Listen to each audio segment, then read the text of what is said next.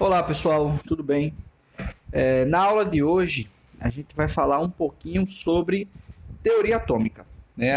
O foco dessa sequência de aula que a gente vai ter a partir de hoje é falar um pouquinho sobre a evolução dos modelos atômicos, né? Como os modelos atômicos surgiram, como se consolidaram e, consequentemente, como foram substituídos, como foram trocados. Então, basicamente, é sobre isto que a gente vai conversar nesta aula e nas aulas seguintes, tá? Bem, se a gente vai falar sobre os modelos atômicos, se a gente vai falar sobre a história do átomo, a gente não poderia deixar de falar sobre os gregos, porque a origem da palavra átomo, ela vem da Grécia. Na verdade, o termo átomo, ele tem uma tradução grega. O á de átomo significa não, né? É uma negação. E o tomo significa parte divisível, parte que pode se dividir. Então, em resumo, a palavra átomo na tradução grega quer dizer não divisível, tá? Indivisível. Aquilo que não pode ser fracionado, que não pode ser dividido em partes menores, tá? Então, essa lógica do átomo ser algo que não pode ser dividido, ela tem origem grega, tá? Os gregos lá, mais ou menos 500 anos antes de Cristo, eles tinham um interesse intrínseco de entender a natureza da matéria, né? Das coisas que constituem o universo, né? Os gregos tinham essa curiosidade de tentar interpretar as coisas que compõem o universo e, consequentemente, ter um melhor entendimento da matéria, tá? E na Grécia havia uma escola filosófica. É importante deixar claro que não existia ciência nessa época. A ciência ela surge muito tempo depois. Nessa época, o que se existia era filosofia, tá? E quando eu falo não existia ciência, eu me refiro àquela ciência prática de laboratório, de você misturar, de reagir, de quantificar, tá certo? Aí a gente está falando dos gregos do ponto de vista filosófico. Então existia uma escola filosófica grega, conhecida como escola eleástica, tá? De nomes conhecidos como Aristóteles, por exemplo. E os eleásticos, eles defendiam a tese de que o universo ele deveria ser contínuo. E o que significa o universo ser contínuo? Significa dizer que para os gregos filósofos da escola eleástica, todo o universo deveria ser preenchido por matéria. Para eles, não deveria existir espaço vazio, não deveria existir o vácuo, tá? O Parmênides, por exemplo, ele dizia o seguinte, ele dizia que o vácuo ele não pode ser concebível porque o vácuo é a ausência de matéria e o nada, a ausência de matéria, não existe. Então, os gregos eleásticos, né, os filósofos gregos dessa escola eleástica, acreditavam que o universo deveria ser totalmente preenchido por matéria. Para eles, não deveria existir vácuo, não deveria existir espaço vazio. Tudo deveria ser preenchido completamente por matéria, tá? Mas aí existiam os contra-eleásticos. A gente pode citar dois aí, que é o Leucipo de Abdera e o Demócrito de Mileto, tá? Eles eram contrários à ideia da continuidade. Eles eram contrários à tese de que o universo deveria ser totalmente preenchido por matéria. Eles diziam que não, o universo ele precisa ter espaço vazio. O universo ele tem que ser concebido por espaços cheios, eles chamavam assim, espaços cheios, espaços preenchidos por matéria, mas o Leucipo e o Demócrito e outros tantos filósofos gregos daquela época também defendiam a ideia de que deveria existir o vazio, tá? E aí, qual era a tese de sustentação deles? Do Leucipo, do Demócrito e de outros que eram contrários à escola eleástica. A tese de sustentação, defendida por eles, consistia no fato de que o vazio é preciso para haver movimento. Um corpo, ele só pode se movimentar de um ponto A para um ponto B se o ponto B estiver vazio, porque dois corpos não ocupam o mesmo lugar no espaço. Então, essa ideia simples do movimento era uma ideia que, de certo modo, contrariava bastante os eleásticos. Ora, se eu acredito na continuidade da matéria, então como é que eu vou explicar o movimento? Já que o movimento ele parte do pressuposto de que eu preciso ter um espaço vazio para que um objeto, um corpo, ele possa mudar de posição, de A para B, por exemplo. Tá? Então, o Leucipo e o Demócrito, eles diziam o seguinte, eles diziam que o universo deveria ser distribuído em espaços vazios e espaços cheios. E os espaços cheios, os espaços preenchidos por matéria, eles poderiam ser fracionados. Eu poderia dividir a parte cheia, a parte preenchida, ao meio, até um certo limite. O limite era o átomo, era a parte que eu não podia dividir. E por que eu teria que ter uma menor parte não divisível? Por que a parte cheia ela não poderia ser dividida infinitamente? Eu tinha que chegar num limite, num ponto em que a matéria não poderia ser mais dividida. Eu teria que chegar ao indivisível sob o risco de transformar a parte cheia em parte vazia. Então, a parte cheia, na verdade, a parte preenchida por matéria, na verdade, ela era constituída por partículas elementares. Partículas que não poderiam ser mais fracionadas. E essas partículas que não poderiam ser mais divididas, eles chamavam de átomo, tá? Então, a ideia do átomo, ela parte de um conceito filosófico. A primeira ideia de átomo, ela vem a partir de berço, a partir de fundamentos filosóficos, tá? A gente pode dizer que o primeiro conceito de átomo é um conceito grego não científico, porque ninguém fez experimento para poder comprovar de fato que esse átomo existe naquela época, tá?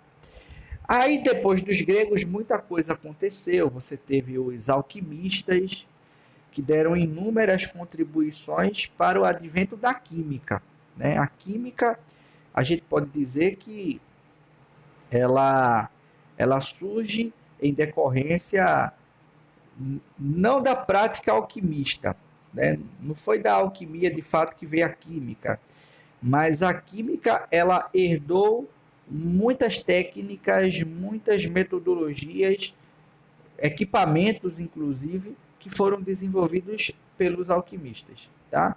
Mas dizer que a química surgiu da alquimia é estranho, porque química e alquimia são antagônicos. Uma coisa não tem nada a ver com a outra. A gente pode dizer que a química ela herdou muitos procedimentos que eram utilizados pela alquimia, como vidrarias, experimentos e coisa e tal. Mas dizer que a alquimia ela é a fundadora da química é ir demais, tá? Mas enfim. Aí eu tenho uma definição, né, mais conceitual das ideias de Leucipo e de Demócrito. Ele dizia lá, ó, que a natureza das coisas consistia de um número infinito de partículas extremamente pequenas, completamente cheias e sem espaço vazio, indivisíveis, indestrutíveis e eternas, que eles chamaram de átomos. Ou seja, ele fala tanto para dizer que o átomo é a menor parte da matéria, é a parte que não pode ser fracionada, que não pode ser dividida, é a parte que não concebe espaço vazio, ela é totalmente preenchida, ele é maciço, tá? Totalmente cheio de matéria, tá? Pois bem, a comprovação científica de átomo, ela só surge em 1803 com Dalton.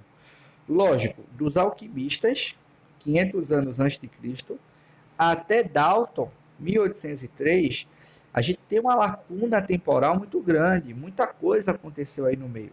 Como eu falei, você teve os alquimistas que apareceram com aqueles fundamentos lá da busca da pedra filosofal e do elixir da vida prolongada. Tá? Depois dos alquimistas, que eram metafísicos, e aí vale a pena comentar rapidamente sobre isso, né? Por que a química ela não pode ter surgido da alquimia? Porque muita gente pensa que a alquimia virou química, não foi assim. Alquimia e química são coisas antagônicas, são coisas que divergem. O único ponto convergente da química com a alquimia são as vidrarias, são os equipamentos, que de fato, isso sim, a química acabou herdando, tá? Mas dizer que a química nasceu da alquimia, não, é estranho. Por quê? Porque a alquimia é uma prática metafísica. E o que seria uma prática metafísica? É uma prática que atribui os fenômenos da natureza, né? Aquilo que o homem não consegue explicar,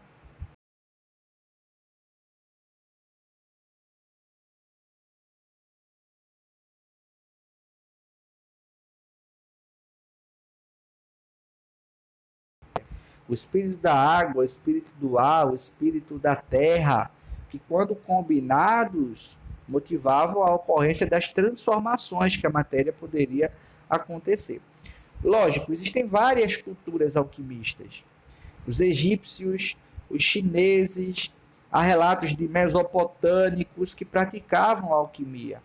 Então, dentro de cada povo, você tem uma mistura entre as práticas alquimistas e a religiosidade daquele povo. Você pega, por exemplo, os egípcios, eles eram politeístas. Então, para cada fenômeno da natureza se atribuía um deus. E aí a alquimia egípcia, ela ia nesse sentido. Inclusive, era uma alquimia desenvolvida.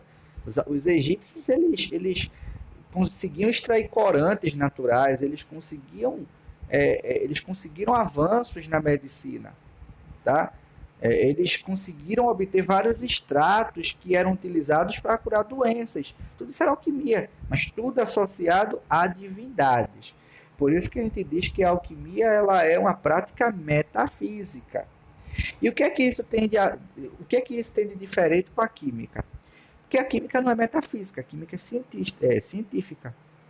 Tá? A química ela surge a partir do iluminismo. O iluminismo de Descartes, ele prega a ideia de que o homem ele é detentor do conhecimento. O homem é capaz de produzir conhecimento. O homem ele não precisa de uma divindade para atribuir explicações de fenômenos observados na natureza. Para Descartes, o homem ele é capaz de produzir conhecimento. Mas esse conhecimento ele precisa ser provado a partir da experimentação. É por isso que, quando você diz que uma prática é científica, ela sempre está associada a algum experimento que comprove a sua eficácia.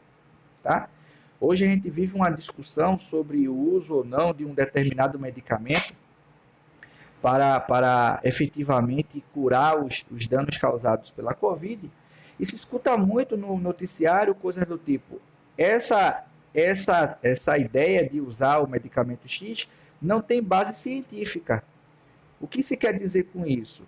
Se quer dizer que a eficiência desse medicamento ela ainda não foi comprovada tendo por base experimentos, testes em humanos, né, em uma grande quantidade de humanos, para se ter um dado estatístico e poder, assim, verificar a eficiência do medicamento. Então, o iluminismo ele é contrário à metafísica proposta pela alquimia.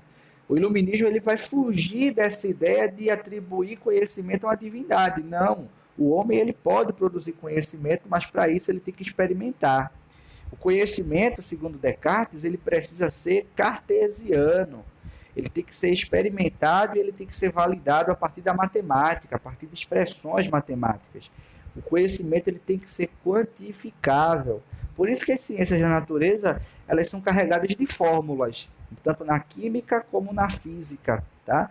Você tem muitas expressões matemáticas que é o intuito de quantificar o conhecimento. Foi daí que surgiu a química, dessa necessidade de provar as afirmações experimentalmente.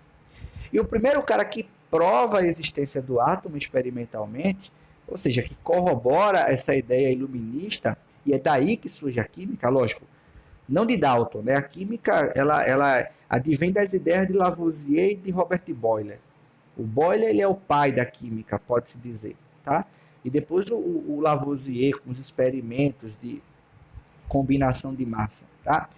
Inclusive, o Dalton, que é o que a gente vai comentar agora, ele ganha destaque na teoria atômica porque ele consegue provar, a partir da sua teoria atômica, uma importante lei experimental, que era a lei de Lavoisier. Lavoisier ele foi um destaque dentro da química.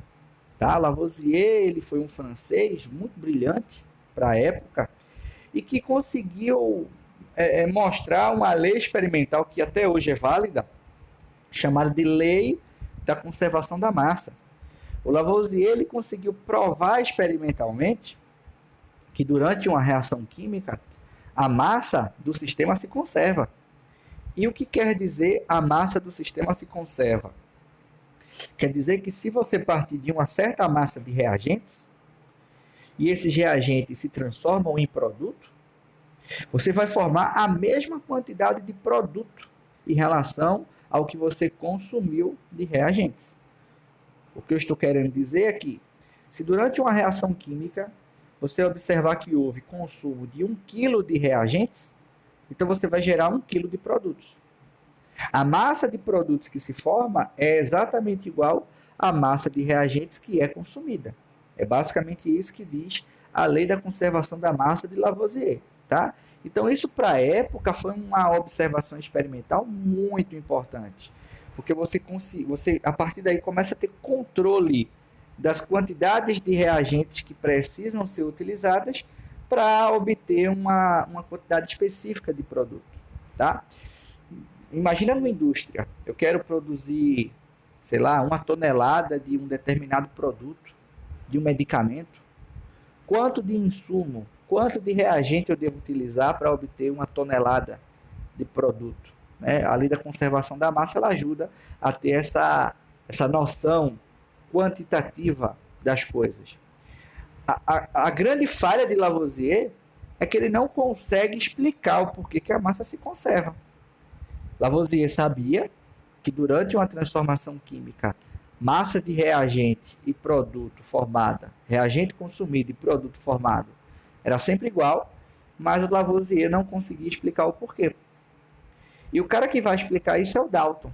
Por isso que a lei de Dalton, a teoria atômica de Dalton, ela ganha destaque para a época. Porque é uma teoria que comprova uma evidência experimental. Então é uma teoria científica. Por quê? Porque ela é baseada em experimentos. No caso, experimentos de Lavoisier. Então, olha o que a gente vai observar em relação ao modelo de Dalton. A gente vai observar primeiro, é um modelo baseado em evidências experimentais. Então, é um modelo científico, é um modelo que se adequa a essa nova proposta, né, baseada no iluminismo, de você experimentar para poder comprovar se um determinado fato é verdadeiro ou não. Então, se o modelo atômico de Dalton está alinhado a uma evidência experimental, então ele é científico. Tá? Então, a gente pode dizer que o modelo atômico de Dalton é a primeira explicação científica da existência do átomo. É o primeiro modelo atômico científico, baseado especificamente na combinação de massas. Ele vai dizer que a massa dos átomos determina o comportamento macroscópico das substâncias. Não é exatamente a massa individual de um átomo, mas a combinação das massas de átomos diferentes. Porque uma das coisas que Dalton vai dizer na sua teoria atômica, e a gente vai verificar daqui a pouco, é que as coisas que existem na natureza não são formadas por motivações espirituais, como dizia lá os alquimistas. Dalton vai dizer que as coisas que existem na natureza são formadas a partir da combinação de átomos e em proporções de massa definidas.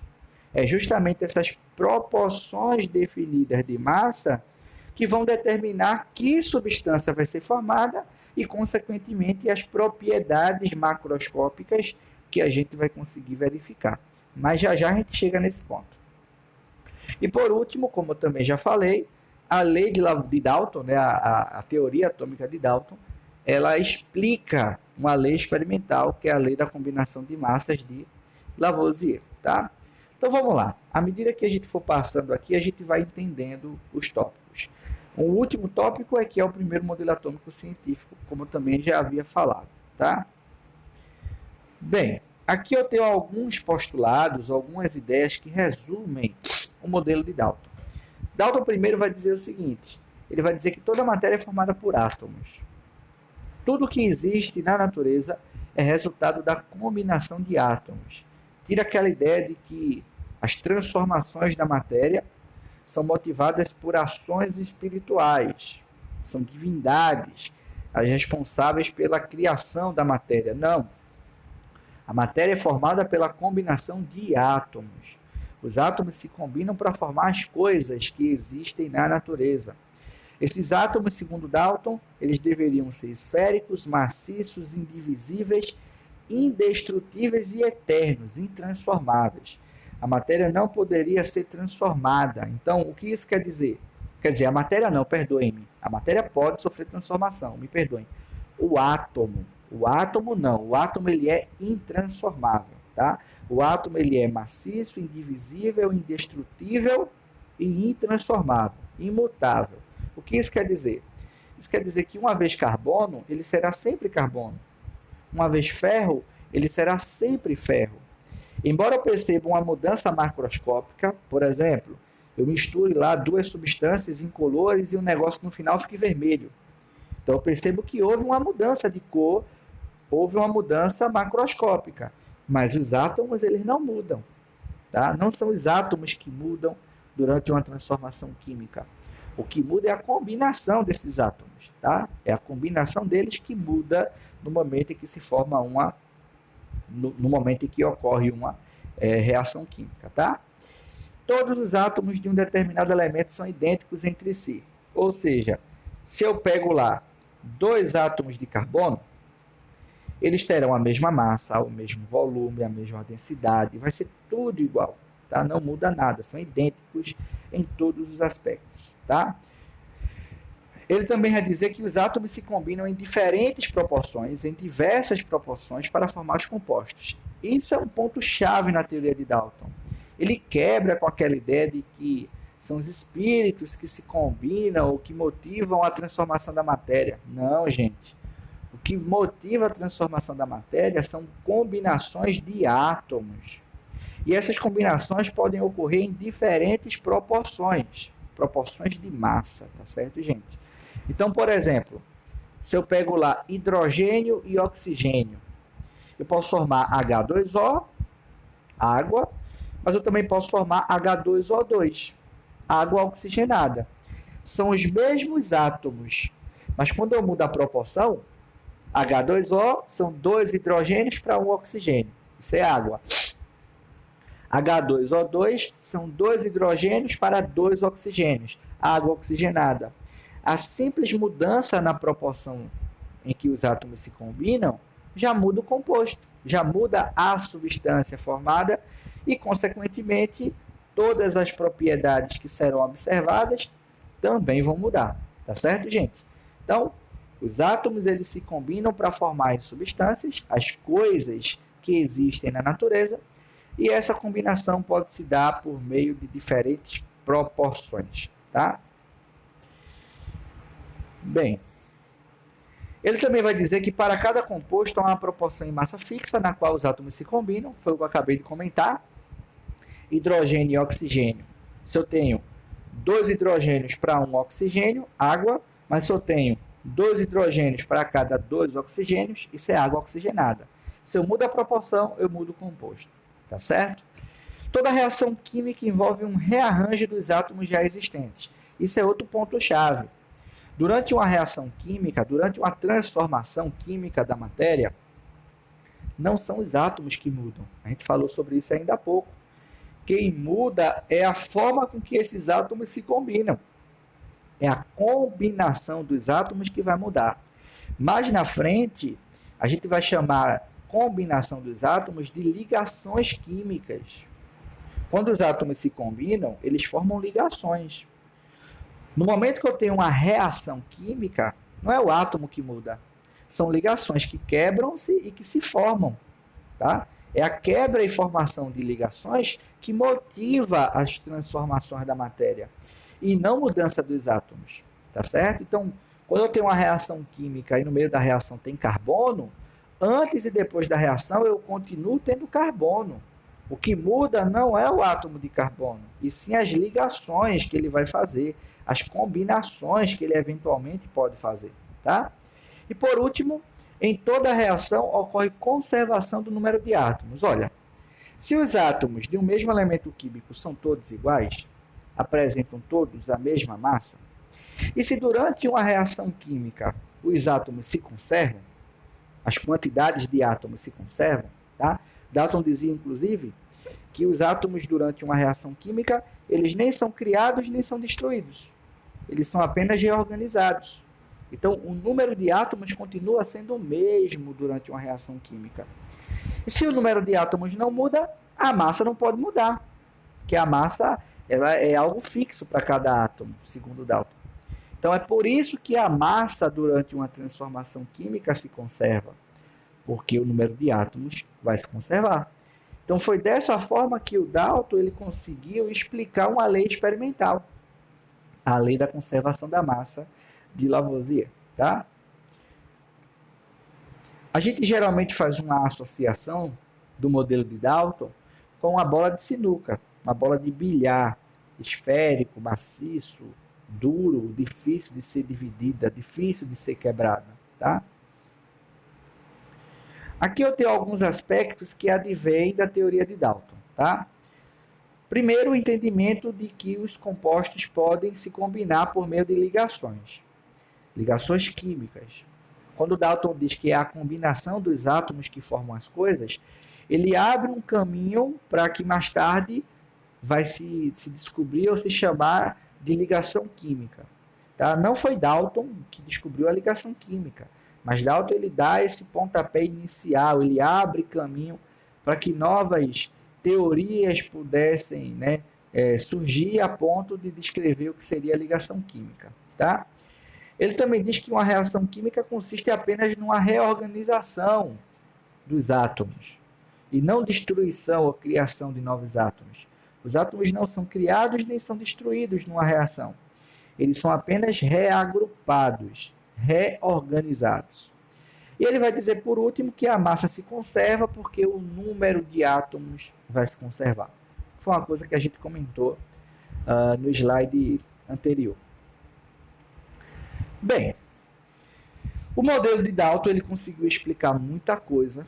Ele teve, inclusive, um tempo de duração muito longo. A teoria atômica de Dalton ela durou praticamente 100 anos. O segundo modelo, que é o modelo de Thomson, que é o que a gente vai comentar agora, é um modelo de 1903. Tá? Na verdade, a descoberta de Thomson foi em 1887, mas o artigo que ele escreveu com as suas teorias, ele sai somente em 1903. Tá? Então, a gente data o modelo de Thomson da data do artigo, embora alguns livros tragam como sendo 1897, a data da descoberta do que a gente vai ver daqui a pouco. Tá? Então, veja só, algumas coisas podiam ser explicadas com a teoria de Dalton, como, por exemplo, a combinação das massas dos elementos para formar compostos em proporções definidas. Mas haviam alguns aspectos que não dava para entender usando somente a teoria atômica de Dalton, como, por exemplo, o conceito de eletrização. Não dava para explicar o porquê que partículas adquirem cargas utilizando o modelo atômico de Dalton. Não dá para explicar. Porque na teoria atômica de Dalton não aparece a ideia de carga elétrica. Então, como é que eu vou explicar o porquê que uma barra de ferro conduz eletricidade e porquê que um pedaço de madeira é um péssimo condutor elétrico, usando a teoria atômica de Dalton? Não tem como, porque para Dalton, uma barra de ferro e um bloco de madeira deveriam ser formados por átomos que apresentam as mesmas características, esféricos, maciços, indivisíveis e imutáveis. Então eles deveriam se comportar de uma maneira um pouco semelhante. E aí se observa que não, que uma barra de ferro é uma ótima condutora elétrica e um bloco de madeira é um péssimo condutor elétrico.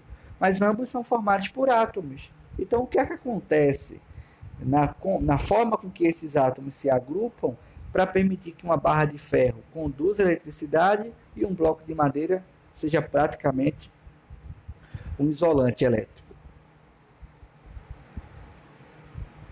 Então, basicamente, foi isso que motivou Thomson e outros físicos da época nessa investigação, que acabou resultando numa teoria atômica. Tá? É importante deixar claro que Thomson ele não tinha a intenção concreta de criar uma nova teoria atômica. Tipo, não, hoje eu vou para o laboratório porque hoje eu estou disposto a descobrir uma nova teoria que derruba a teoria de Dalton. Não foi assim, gente. Muita coisa que acontece em ciência acontece de forma inesperada. É aquele ditado, você atirou no que viu e acertou o que não viu. Eu acho que essa frase, ela traduz muito o que aconteceu com Thomson. Thomson ele queria investigar a natureza elétrica da matéria. Por que alguns materiais podiam conduzir bem a eletricidade e outros não? Em decorrência desse estudo, ele descobre uma teoria atômica nova. Ele não tinha a intenção inicial de formular uma nova teoria atômica. O que Thomson queria era entender por que gases em determinadas condições são isolantes elétricos e em outras condições conduzem eletricidade. Ele queria entender esse comportamento do gás, do porquê que os gases em baixa pressão eram ótimos condutores elétricos, enquanto que em pressão normal eles não conduziam bem a eletricidade. Era isso que Thomson queria investigar. Ele queria investigar a natureza elétrica da matéria, a partir de experimentos envolvendo descargas elétricas em gases a baixa pressão. A partir desses experimentos, ele descobriu um raio chamado raio catódico. Era um raio estranho, né? Você tinha um tubo, esse tubinho aí, ó. Esse tubo era chamado de ampola de Crookes. Dentro desse tubo era confinado um gás a baixa pressão. Nos extremos do tubo você tinha dois polos, um polo positivo, né, chamado de ânodo, e um polo negativo, chamado de cátodo. E aí, quando uma diferença de potencial, uma DDP, era aplicada a esse tubo, aparecia uma luminosidade verde, que partia do polo negativo, o cátodo, em direção ao polo positivo, o ânodo. E aí essa luminosidade verde, ela ficou conhecida como raio catódico. Por que raio catódico? Porque era um raio que partia do cátodo. Era um raio que partia do polo negativo. Então isso chamou a atenção de Thomson e de outros físicos da época que começaram a estudar as propriedades desse gás, né? Ora, que gás estranho, aliás, desses raios. Ora, que raio verde estranho é esse? Que só aparece quando o gás é submetido a uma descarga elétrica a baixa pressão. Será que se eu trocar o gás, esse raio ele vai aparecer? O que é que eu quero dizer com trocar o gás? Eu quero dizer o seguinte, vamos supor que dentro dessa ampola aí eu coloque, por exemplo, gás hidrogênio, H2. Aí eu reduzo a pressão do gás. Aqui embaixo, ó, não sei se está para vocês verem, aqui embaixo, ó, essa parte aqui, ó, isso aqui é uma válvula de vácuo. É a partir dessa válvulazinha que ele conseguia reduzir a pressão do gás, tá? Então, será que se eu colocar hidrogênio aí dentro, gás hidrogênio, e após reduzir a pressão desse gás, a luzinha verde aparece? Aí o Thomson testou e viu que aparecia. Então, será que se eu tirar o hidrogênio e colocar no lugar do hidrogênio gás hélio, será que acontece a mesma coisa? Aí ele fez esse teste. Tirou o gás hidrogênio, colocou o gás hélio, reduziu a pressão e a luzinha verde aparecia do mesmo jeito. Será que se eu tirar o gás hélio, Thomson pensando, tá? Será que se eu tirar o gás hélio e colocar no lugar gás carbônico, CO2, será que acontece a mesma coisa? E ele tentou, e de fato acontecia a mesma coisa. Então ele chegou à conclusão, gente, que independente do gás que era confinado dentro do tubo, os resultados eram os mesmos. Aparecia a mesma luminosidade verde partindo do cátodo que ele chamava de raio catódico. Ele observou que, independente do gás colocado dentro do tubo, as propriedades do raio eram as mesmas. Ele verificou a carga do raio, ele verificou que o raio era carregado negativamente. Como é que ele determinou a carga do raio? Ele aplicou um campo elétrico. E ele percebeu que quando o raio se propagava dentro da ampola, ao aplicar um campo elétrico, o raio misterioso, o raio catódico, ele sempre desviava para a placa positiva do campo. Ora, se o raio desvia para a placa positiva, é porque ele tem carga negativa, né? Cargas opostas se atraem. Então ele determinou que a carga do raio catódico era negativa, ele determinou que esses raios se propagavam em linha reta, tá? Ele fez vários experimentos para isso, tá? E o mais importante, ele verificou que o gás, aliás, que a natureza do raio era independente do gás confinado dentro do tubo. Qualquer que fosse o gás colocado no tubo, surgia, né, fazia surgir os raios catódicos com as mesmas características. Então ele chegou a uma conclusão. Ele chegou à conclusão de que esses raios, eles não eram uma propriedade da molécula. Porque se fosse uma propriedade da molécula, da substância, então ele deveria aparecer para determinado gás, mas não deveria aparecer para outros gases. E o Thomson verificou que não.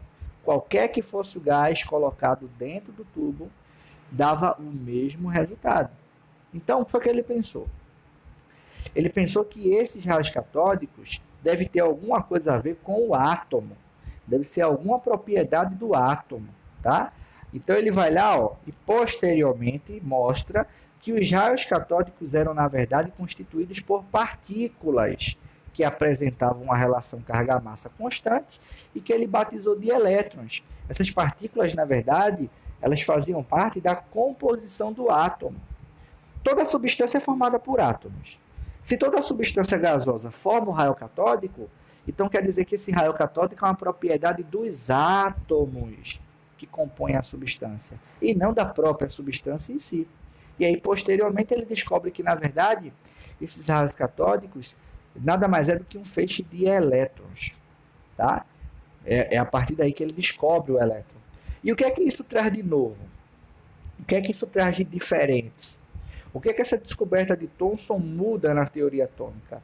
Se a gente lembrar lá atrás, Dalton dizia que o átomo deveria ser a menor parte da matéria, que não poderia ser dividido, que não deveria existir nada menor que o átomo. E aí Thomson aparece e descobre quem? Descobre o elétron, uma partícula menor que o átomo, uma partícula subatômica, tá? Abaixo do átomo, é menor que o átomo. Então se quebra aquela ideia de que o átomo ele é indivisível. Eu não posso mais continuar dizendo que o átomo é a menor parte da matéria, porque a partir daí Thomson descobre o elétron, descobre uma partícula menor que o próprio átomo, tá? Então a descoberta do elétron é um marco importante para a decadência, podemos dizer, do modelo de Dalton e a criação de um novo modelo, que a gente vai chamar de modelo de Thomson, tá? Por isso que a gente diz que o modelo de Thomson ele é meio que acidental. Acidental no sentido de que Thomson, quando começou a investigar os raios catódicos e investigar a natureza elétrica da matéria, ele não tinha a intenção de criar uma teoria atômica nova. A teoria atômica simplesmente aconteceu em decorrência das observações que o Thomson fez, tá bom? Então, olha o que Thomson vai dizer. Ele vai dizer que o átomo, ele basicamente é uma esfera, ele continua dizendo que o átomo é uma esfera, uniforme e maleável. Tá? Algo maleável é algo mole. Ele, na verdade, acredito que tinha essa necessidade de afirmar que o átomo era maleável para deixar claro que o átomo não era indivisível, que ele poderia ser dividido, que ele poderia ser quebrado em partes menores. Olha outra coisa que aparece nova aqui no modelo de Thomson. A ideia de carga. O átomo para Thomson deveria ser uma bola, uma esfera uniforme, maleável e positiva. E que para neutralizar essa carga positiva, ó, para se manter neutro, para existir o equilíbrio das cargas, né? Para se manter neutro, ele tinha em sua superfície elétrons incrustados. O elétron tem carga negativa. Carga negativa neutraliza a carga positiva. Então era como se o modelo de Thomson fosse uma bola positiva com um monte de elétron colado na sua superfície. Mais ou menos assim, ó. Uma bola toda positiva com elétrons incrustados em sua superfície, tá? Parecendo um brigadeiro, uma bola maleável de chocolate com granulado por cima. Então, essa era a ideia de teoria atômica proposta por Joseph Thomson, tá certo? Então, foi basicamente daí que surgiu o modelo atômico de Thomson, tá? Aqui eu tenho algumas ideias que advêm do modelo atômico de Thomson, né? Primeiro, a ideia de eletrização, tá? Ela surge a partir do modelo de Thomson. Eu não posso falar em eletrização antes de Thomson, porque antes de Thomson o átomo não apresentava carga. A ideia de carga elétrica ela só surge com o modelo de Thomson. A ideia de Thomson permite diferenciar materiais isolantes de condutores, né? Materiais péssimos condutores de eletricidade de materiais condutores de eletricidade. E a ideia de Thomson rejeita a hipótese de que o átomo é a menor parte da matéria, de que o átomo ele é indivisível. Perfeito? Então, eu vou ficar por aqui, por agora, tá? Na próxima aula, a gente continua falando sobre teoria atômica. A gente fala um pouquinho mais sobre o avanço da teoria atômica, né? Do histórico da teoria atômica, Dalton, Bohr e outros, tá? E aí, por hoje, a gente fica por aqui. Por essa aula, na verdade, a gente fica por aqui. Abraço e até a próxima aula.